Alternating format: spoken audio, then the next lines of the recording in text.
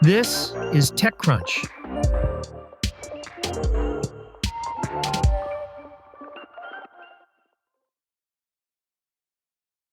Ron Conway, the founder of venture firm SV Angel, known for its early investments into Google, Airbnb, and Meta, has resigned from Salesforce Foundation. That's according to reporting by the New York Times. The resignation followed Salesforce CEO Mark Benioff saying last week he fully supported President Trump and thought National Guard troops should patrol San Francisco streets. Conway has been on the board of the Salesforce Foundation, whose mission is to support education and workforce development for disadvantaged youth, for a decade. The philanthropic organization donated $36 million in 2023 and ended that year with $400 million in assets, according to tax filings. Benioff and Conway have been friends for 25 years and shared left-leaning political views for the majority of that time. But the Salesforce CEO's current ideological viewpoints upset Conway. Conway wrote in an email to Benioff that was obtained by the New York Times, "It saddens me immensely to say that, with your recent comments and failure to understand their impact, I now barely recognize the person I have so long admired."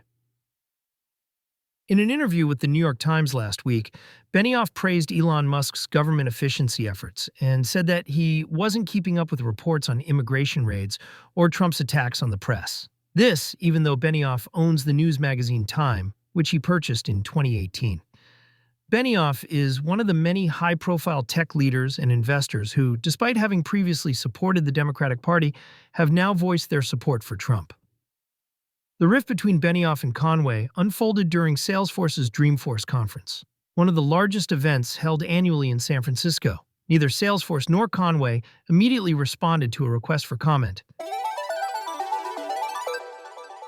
Travel search engine Kayak will now allow users to research trips ahead of booking using AI. The company this week launched an AI mode feature that lets users ask travel-related questions as well as compare and book flights, hotels, and cars through an AI chatbot integrated on the company's website.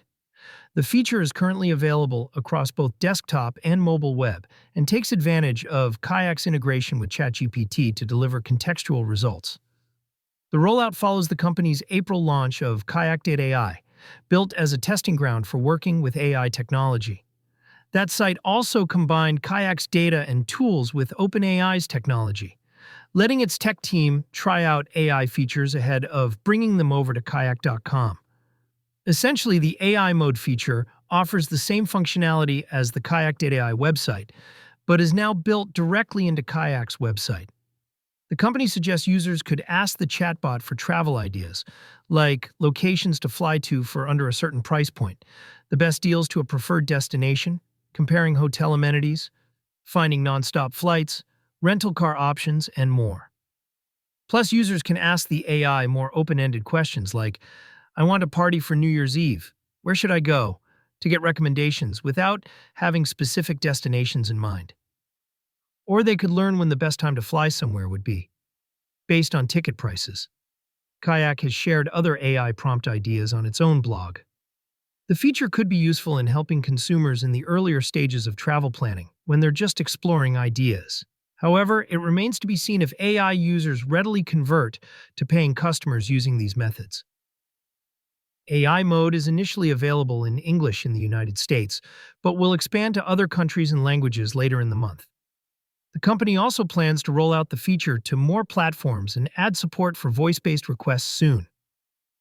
Travel is an area that's being explored by AI providers and travel companies alike, as online booking can be a frustrating and tedious experience for consumers as it stands today. To test consumer demand for AI solutions, OpenAI recently announced deals with travel companies like Expedia and Booking.com. The latter is also owned by Kayak's parent company, Booking Holdings.